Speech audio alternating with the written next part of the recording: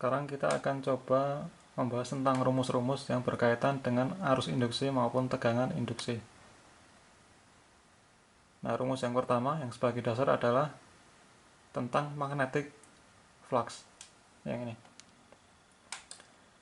Maksudnya magnetic flux adalah jumlah garis medan magnet. Jadi seperti ini contohnya. Ini medan magnet, misalkan ini kutub utara di selatan, maka medan magnet akan mengarah dari utara ke selatan. Nah, semakin kuat magnetnya maka semakin banyak ini garis-garis kayak garis-garis medan magnetnya. Disimbolkan dengan B. B itu 1. Seperti itulah, misalnya ini B, maka yang dimaksud dengan magnetic flux adalah jumlah dari garis-garis ini.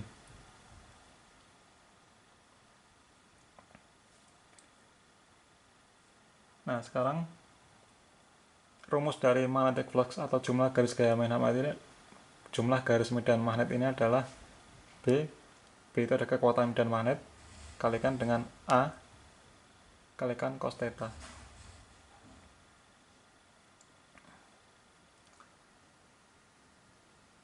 Yang dimaksud dengan B itu adalah medan magnet, kekuatannya B dalam satuan Tesla ya, kekuatannya. Kemudian A itu adalah luas area. Kalau ini misalkan satu lilitan, misalnya gini ya bentuknya ya. Ini bukan gini tapi gini ya bentuknya. Jadi ini ke dalam sana, miring sana. Ini adalah luas dari penampang coil ini. Kalau misalkan ini berbentuk lingkaran, berarti A-nya itu adalah PR kuadrat. Kemudian theta itu adalah sudut antara arah B dengan ini tegak lurusnya coil, permukaan coil. Nah, apa yang dimaksud dengan tegak lurus coil? Jadi ini contohnya ini sudutnya adalah 0 derajat karena antara arah B dengan garis tegak lurusnya coil itu sejajar, berarti dia sudutnya adalah 0. Yang dimaksud dengan tegak lurus coil adalah ini, yang garis yang hitam ini. Nah, itu diambil dari ini. Misalnya ini permukaan coilnya, maka ini adalah normal terhadap permukaan coil. Jadi tegak lurus dari permukaan coil. Berarti sini tegak lurusnya. Nah, kalau misalkan dia tegak lurus gini, arah B-nya itu sejajar dengan arah tegak lurus dari permukaan coilnya, maka ini sudutnya 0 ya berarti ya. Itu adalah si coil ini akan menampung jumlah garis medan magnet yang maksimal. Artinya kalau ini sejajar berarti dia 0, cos 0 adalah 1, berarti magnetic flux yang diterima oleh coil ini akan maksimal. Jadi jumlah kekuatan medan magnet dikalikan dengan A. Nah, ini masuk akal. Bayangkan kalau ini kita miringkan, jadi coilnya ini kita miringkan gini. Nah, maka garis medan magnet yang akan melewati dari coil ini akan semakin berkurang ya. Miring gini semakin berkurang karena bentuk sudut gini. Semakin kesini semakin kurang. Kalau lurus gini, jadi ini lurus gini, artinya coilnya gini, berarti dia garis yang tegak lurus ini akan membentuk sudut 90 derajat terhadap B. Nah, ketika coilnya kita miring gini, berarti tidak ada sedikit pun garis medan magnet yang masuk melalui kumparan. Akibatnya ketika dia ke sini, berarti dia sudutnya adalah 90 derajat, cos 90 derajat adalah 0. Nah, masuk akal. Jadi ini adalah posisi si coil menampung garis medan magnet yang maksimal. Ketika di sini semakin kecil yang bisa ditampungnya, semakin kecil. Ketika di sini dia 0. Nah, itulah arti dari rumus ini. Nah, satuan dari magnetic flux itu adalah Weber. Nah, kita lihat di sini bahwa B itu adalah Tesla, A itu adalah meter luas karena luas area, berarti dia adalah meter persegi, dan cos theta itu tidak tanpa satuan. Jadi satuan Weber itu adalah sama dengan Tesla meter kuadrat. Jadi berapa Tesla yang ditampung oleh luasan dari coil ini.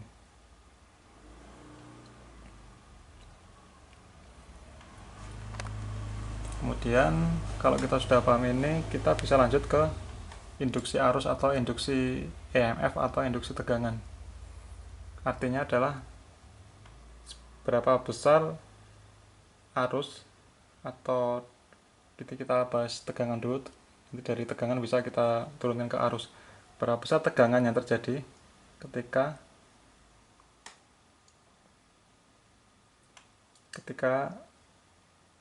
atau apa yang menyebabkan si coil ini bisa menghasilkan tegangan sehingga menghasilkan arus induksi di coilnya ini. Nah, dirumuskan sebagai berikut. Jadi tegangan yang terjadi itu adalah minus N. Minus N adalah jumlah lilitan, berarti jumlah kumparannya. Dalam hal ini 1 ya, kalau contoh ini 1. Jumlah kumparan dikalikan perubahan dari magnetic flux. Kan delta berarti perubahan dari magnetic flux dibagi dengan tiap waktu, berarti dia adalah perubahan dari magnetic flux, kecepatan perubahan magnetic flux. Jadi semakin cepat berubah, maka kalau delta ini perubahan magnetic flux dalam satu satuan waktu itu tinggi atau cepat berubah, berarti dia menghasilkan tegangan yang tinggi. Atau kalau jumlah lilitannya kita perbanyak, ini jumlah coilnya kita perbanyak, maka dengan perubahan magnetic flux yang sama akan menghasilkan tegangan yang tinggi. Tegangan yang tinggi berarti dia arus juga semakin tinggi, karena V sama dengan I kalikan R. Ketika tegangannya tinggi, maka dengan R yang sama I nya bisa tinggi. Nah, jadi kesimpulannya, kita bisa menginduksi arus pada kumparan ini itu jika ada perbedaan magnetic flux yang melaluinya. Jika magnetic fluxnya ini berubah atau jumlah garis-garis medan magnet ini berubah, maka akan timbul tegangan pada coil ini. Timbul tegangan, maka akan muncul arus. Kekuatan arusnya akan dipengaruhi oleh kecepatan perubahan dari jumlah garis gaya magnet ini. Semakin cepat dia berubahnya, maka semakin tinggi tegangannya atau E-nya ini atau arusnya. Nah, kalau kita substitusi, ini adalah rumus magnetic flux, ini adalah butuh perubahan magnetic flux, maka kita bisa substitusi dari sini ke sini. Maka tegangan yang terjadi itu adalah minus N. Oh ya, kenapa minus? Karena sesuai dengan video sebelumnya bahwa magnet yang terjadi atau arus yang terjadi itu akan selalu melawan dari perubahan medan magnet. Sebagai contoh, di video sebelumnya, kalau sebuah coil itu didekati dengan sebuah magnet, maka coil itu akan menghasilkan magnet yang akan melawan dari magnet tersebut. Kalau didekati magnet, dia berusaha menolak. Ketika dia dijauhi, dia berusaha untuk menarik. Nah, ini selalu berlawanan dengan arah dari gerakan magnetnya, maka disimbolkan dengan minus, selalu berlawanan. Nah, lanjut. Ketika ini kita substitusi ya, yang ini kita bawa ke sini, maka tegangan yang terjadi pada kumparan ini itu sama dengan minus N delta. Ini flux magnetnya kita uraikan lagi, BA cos theta dibagi dengan delta T. Nah, dari rumus ini kita bisa menghasilkan tegangan pada kumparan atau menghasilkan arus pada kumparan. Itu syaratnya ada 3, dipilih salah satu ya. Jadi kita bisa merubah B dengan A konstan dan sudut konstan. Itu solusi yang pertama. Yang kedua, untuk bisa menghasilkan tegangan, kalau B nya konstan, sudutnya konstan, maka kita bisa merubah A nya. Kalau A nya berubah, berarti akan muncul tegangan. Nah, yang ketiga, kalau B nya kekuatan magnetnya itu konstan, luas penampang dari coilnya ini konstan, maka kita bisa menghasilkan arus atau tegangan pada kumparan ini jika sudutnya kita rubah. Jadi kalau kita putar gitu sudutnya, maka akan menghasilkan tegangan listrik. Nah, kita bahas satu persatu ya. Misalkan A-nya itu konstan, sudutnya konstan, berarti ininya dia tetap luasnya, kemudian dia tidak berputar, maka kita bisa menghasilkan tegangan listrik atau arus pada kumparan ini jika kita merubah kekuatan medan magnetnya, merubah B-nya. Nah, merubah B kita sudah lakukan dengan beberapa cara pada video sebelumnya. Yang pertama kita dekatkan magnet, jadi magnet itu kita gerakkan, maka karena magnet bergerak maka B-nya itu akan berubah kekuatannya. Kalau jauh kan semakin kecil kekuatan magnetnya, kalau magnetnya kita dekatkan maka akan semakin besar kekuatan magnetnya. Nah, karena ada perubahan kekuatan magnet atau B-nya itu dalam satuan Tesla, maka akan muncul induksi. Nah, itu sudah praktekkan di sebelumnya. Itu yang pertama. Nah, yang kedua, yang B-nya kita bahas sebentar lagi ya.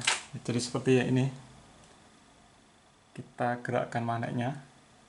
Nah, karena kita gerakkan magnetnya, maka kalau semakin dekat kan kekuatan magnet semakin dirasakan oleh kumparan. Maka itu ada perubahan kekuatan, maka akan muncul arus. Nah, ini juga digerakkan kan. Atau kita gerakkan konduktornya. Kita gerakkan apanya? Kita gerakkan si kumparannya. Semakin dekat berarti dia juga akan merasakan kekuatan magnet yang berbeda, maka akan muncul arus juga. Nah, itu cara untuk merubah dari B atau kekuatan magnetnya. Itu cara yang pertama. Cara yang kedua, cara mengubah magnetnya adalah dengan mengubah arus. Nah, seperti ini ya, video sebelumnya. Jadi semakin besar arus, maka kalau kita tingkatkan arusnya, maka semakin meningkat arusnya akan meningkatkan kekuatan magnetnya. Nah, begitu kekuatan magnetnya itu meningkat, maka di sebelah sini kumparannya itu juga akan menghasilkan tegangan, menghasilkan arus. Nah, cara yang kedua untuk mengubah kekuatan medan magnet. Yang pertama kita menggerakkan magnet permanen, yang kedua kita mengubah arus. Nah, itu cara yang pertama untuk memperoleh tegangan induksi pada kumparan. Nah, yang kedua, kalau kita kekuatan magnetnya tetap, artinya magnetnya diam atau arusnya tetap, kemudian dia juga tidak berputar, kumparannya tidak ada yang berputar, kok diam, maka kita bisa menghasilkan tegangan itu jika kita merubah luas penampangnya. Nah, seperti contoh tadi ini, yang video sebelumnya ya. Ini ada utara selatan. Ini dia tetap tidak bergerak, kemudian kumparannya itu dia tidak bergerak, tetapi kita kecilkan. Nah, ketika kita kecilkan luas penampangnya, maka akan muncul tegangan listrik pada kumparan ini atau muncul arus. Itu cara yang kedua. Yang pertama tadi merubah B-nya, yang kedua merubah A-nya, yang ketiga adalah merubah theta atau merubah sudut dari ini kumparannya. Nah, ketika B-nya konstan, A-nya konstan, maka kita bisa menghasilkan tegangan atau arus itu jika kita memutar poros itu, memutar ini koilnya, kita putar maka akan menghasilkan tegangan listrik. Nah, itu adalah prinsip kerja dari generator. Nah, itu tiga cara untuk menghasilkan tegangan induksi atau arus pada kumparan. Nah, kalau kita sudah mengetahui tegangannya, maka kita bisa hitung arusnya seperti rumus ini. Maka arus yang terjadi adalah tegangan ini yang terjadi dibagi dengan hambatan dari hambatan koil. Nah, itu untuk masalah induksi arus. Kita bisa melakukan tiga cara untuk menghasilkan tegangan. Nah, tentang induksi arus atau induksi tegangan itu juga bisa kita aplikasikan pada trafo. Nah, trafo itu terdiri dari dua lilitan, yang pertama lilitan primer, yang kedua adalah sekunder. Lilitan primer dan sekunder ini tidak terhubung secara langsung oleh kabel. Yang tengah ini adalah simbol dari core-nya, inti besinya. Nah, ketika kita supply arus pada yang primer, maka akan timbul arus pada sekunder Atau ketika kita suplai tegangan pada arus primer, maka akan muncul tegangan pada outputnya, ada sekundernya. Nah, bisa keluarnya arus maupun tegangan di sekunder ini, meskipun dia kaulnya tidak terhubung, itu memanfaatkan induksi arus atau induksi tegangan. Nah, seperti rumus yang awal ini, yang awal mana? Yang ini. Itu kita bisa menginduksi arus, jadi atau menginduksi tegangan. Kita bisa menginduksi ini, mentransfer arus ke yang sekunder ini dengan mengaliri arus yang di primer. Itu ada 3 cara. Yang pertama, kita rubah kekuatan magnetnya, B-nya. Yang kedua, kita rubah luas dari coilnya. Yang ketiga, kita putar coilnya. Nah, dari konstruksi coil ini, kita tidak mungkin memutar coilnya karena dia adalah dia fix, tetap, dia tidak bergerak. Jadi ya, untuk merubah sudutnya cos theta tidak mungkin. Kalau luas juga tidak mungkin karena dia tidak berubah-ubah, dia tetap ya, coilnya segitu aja, diem semua. Nah, salah satu-satunya jalan adalah dengan merubah kekuatan medan magnetnya. Nah, dengan merubah kekuatan medan magnetnya, maka akan timbul tegangan induksi. Tegangan induksi muncul, maka akan timbul arus induksi pada outputnya atau pada sekundernya. Nah, cara untuk merubah kekuatan magnet ada 2 cara yang sudah kita bahas. Yang pertama, kita menggunakan magnet permanen, dan magnet permanen itu kita gerakkan menjauh maupun mendekat dari kumparan. Itu kalau pakai magnet permanen. Nah, sedangkan kita tidak menggunakan magnet permanen. Nah, berarti kita pakai cara yang kedua, yaitu dengan memvariasikan arus pada coil tersebut. Nah, kita pakai cara itu untuk memvariasikan atau merubah-rubah arus yang melalui primer. Dengan berubahnya arus pada rangkaian primer, maka akan menimbulkan arus induksi pada rangkaian sekunder. Nah, untuk merubah arus pada rangkaian primer ini, kita harus menggunakan sinyal AC atau tegangan AC. Karena kalau tidak pakai AC, misalnya kita hanya pakai DC, itu berarti tidak ada perubahan ini. Tidak ada perubahan dari fluxnya. Ya, B-nya konstan, A-nya konstan, cos theta-nya konstan, maka tidak muncul tegangan induksi. Nah, maka kita harus menggunakan AC, di mana dengan tegangan AC ini berarti arusnya nanti berubah untuk sinus-sinus, berubah-ubah sinusoidal ya. Berarti ini akan muncul arus induksi. Nah, itu konsep dari trafo. Nah, untuk perhitungannya, nah, tegangan output Vs, tegangan sekunder itu dirumuskan sebagai berikut. Ini, tegangan sekunder itu adalah jumlah dari lilitan sekunder dibagi dengan lilitan primer kalikan tegangan primernya. Nah, kalau jumlah lilitan yang sekundernya lebih banyak, maka tegangannya akan lebih tinggi dibanding dengan yang primer, tetapi arusnya akan turun. Nah, ketika kita bisa menggunakan ini, rumus ini, bahwa sekunder output atau yang tegangan outputnya itu adalah jumlah lilitan output dibagi dengan jumlah lilitan input dikalikan tegangan inputnya. Nah, kalau ini sudah ketemu, maka kita bisa hitung arusnya dengan rumus dengan kekekalan energi ya, bahwa power input itu sama dengan power output. Itu jika kita mengasumsikan tidak ada power loss, tidak ada kerugian power, tidak ada kerugian energi. Nah, ketika power input sama dengan power output, maka ketika tegangan yang sekundernya itu misalkan dia step up ya, karena jumlah lilitannya yang sekunder lebih tinggi, maka tegangan yang ini akan lebih tinggi, tegangan sekundernya. Nah, ketika tegangan sekundernya lebih tinggi, sedangkan powernya itu sama, maka arusnya itu akan lebih rendah dibanding dengan yang input. Begitu juga dengan sebaliknya, kalau ini misalkan step down, berarti tegangan sekundernya itu lebih rendah, tetapi arusnya akan semakin tinggi dibanding dengan inputnya. Ya, itu untuk yang aplikasi induksi pada trafo.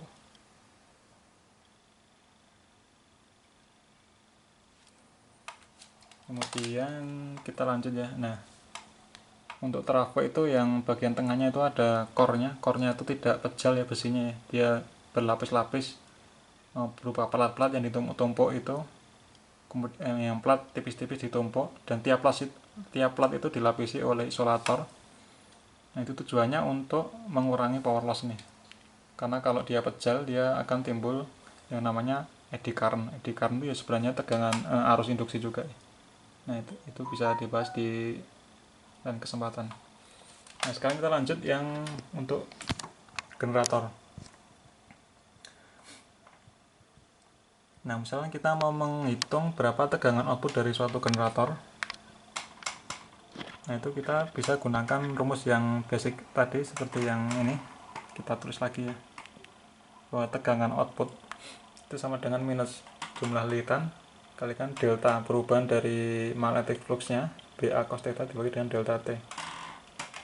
Nah, supaya kita bisa turunkan secara matematik, kita bisa tulis bahwa delta ini per delta T itu bisa dengan simbol D dengan turunan ya. Berarti ini adalah minus N jumlah lilitan dikalikan dengan D ini dibagi dengan DT. Nah, kalau misalkan kita itu mengubah flux magnetik dengan cara memutar coil, kan karena generator kan tidak mengubah B-nya tetap, luas penampang coilnya juga tetap. Nah, yang kita rubah adalah cos theta-nya, karena kalau dalam generator itu kan ini coilnya itu berputar ya. Nah, maka kita keluarkan B sama A karena konstan, sehingga menjadi minus N BA. Nah, ini tinggal D cos theta per DT. Nah, sekarang kita bahas turunan dari D cos theta per DT. D cos theta per dt itu sama dengan D cos theta per d theta dikalikan d theta per dt. Nah, itu untuk memudahkan penghitungan secara manual.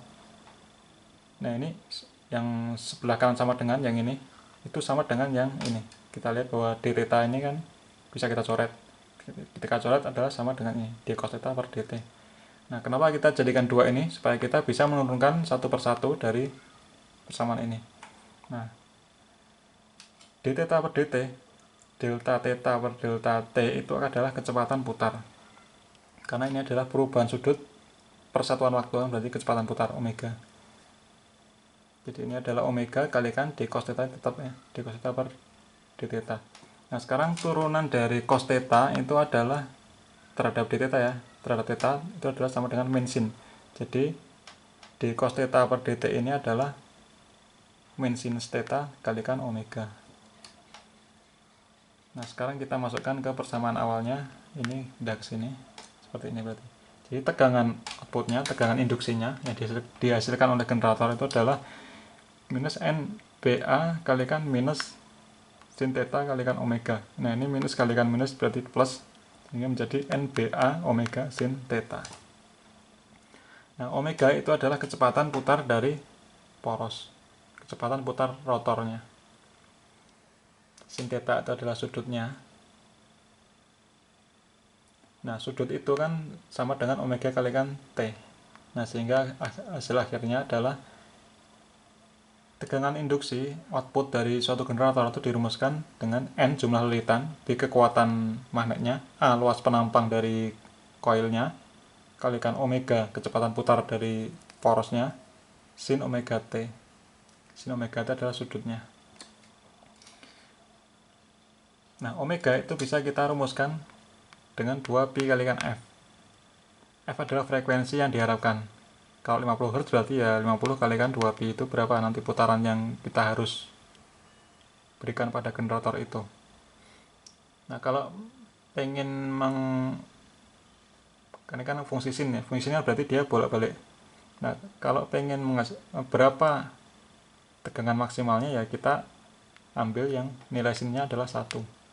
Ketika sinnya itu 1 berarti tegangan maksimalnya dari suatu generator adalah NBA omega. Nah, itulah hasil akhir dari tegangan output untuk generator. Nah, sekarang yang terakhir adalah tentang induktor. Di dalam suatu induktor atau kumparan itu kita kenal istilah dengan induktansi. Nah, induktansi. Nah, di induktor atau induktansi, di induktor kita juga mengenal dengan induksi, tegangan induksi ya, seperti yang contoh ya sebelumnya yang ini. Nah, besarnya tegangan induksi dalam suatu induktor itu adalah sama dengan minus L delta I per delta T. Nah, maksudnya adalah perubahan arus pada suatu induktor itu akan menyebabkan tegangan, di mana tegangannya itu adalah melawan dari tegangan sumbernya, makanya disebut dengan L.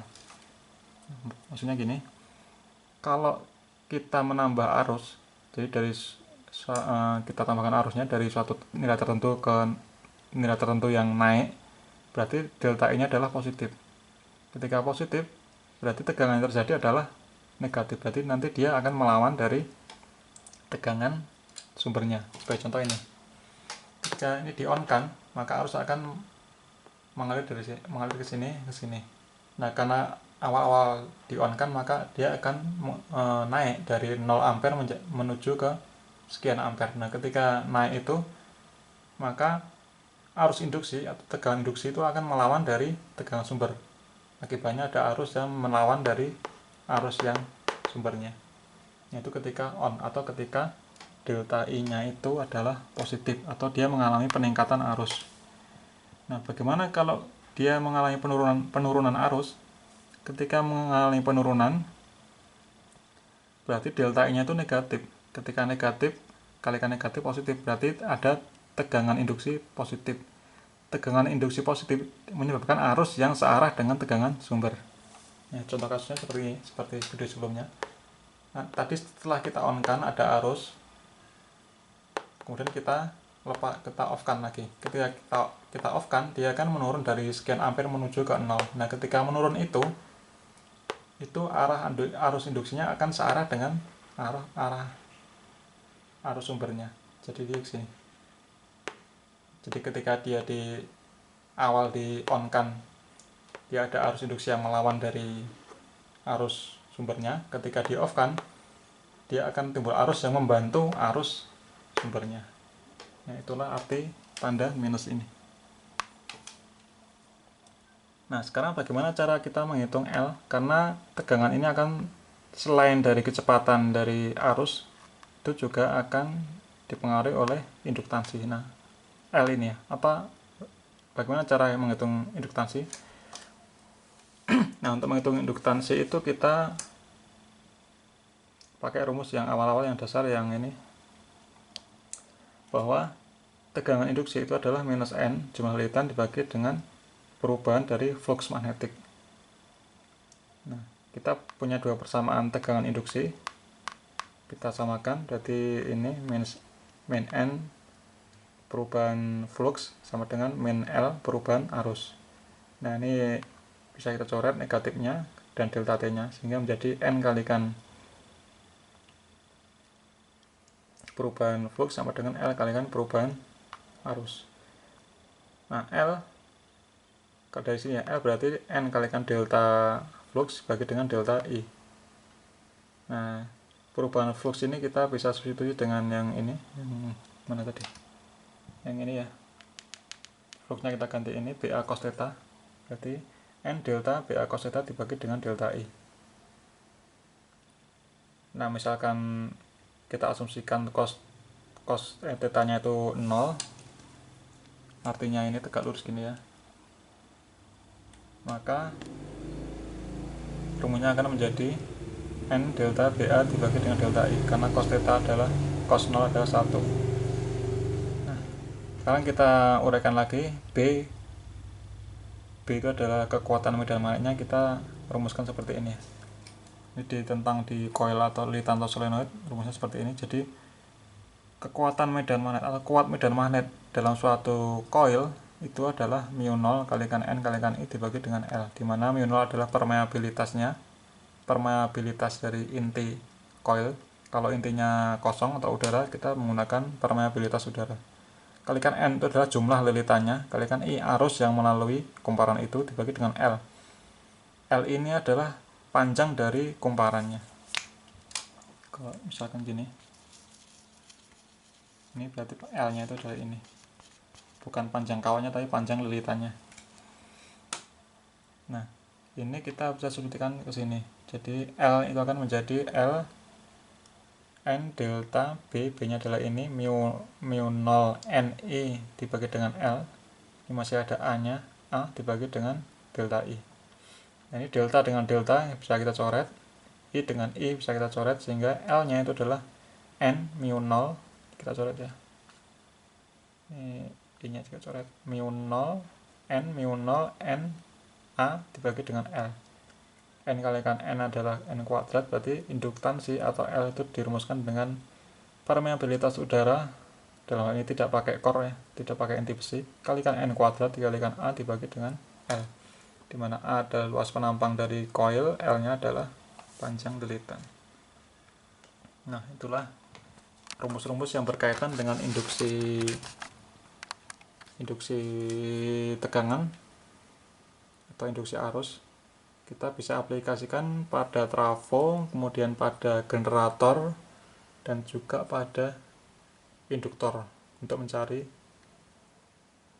induktansinya, karena induktansi itu nanti akan mempengaruhi jumlah atau besarnya tegangan induksi.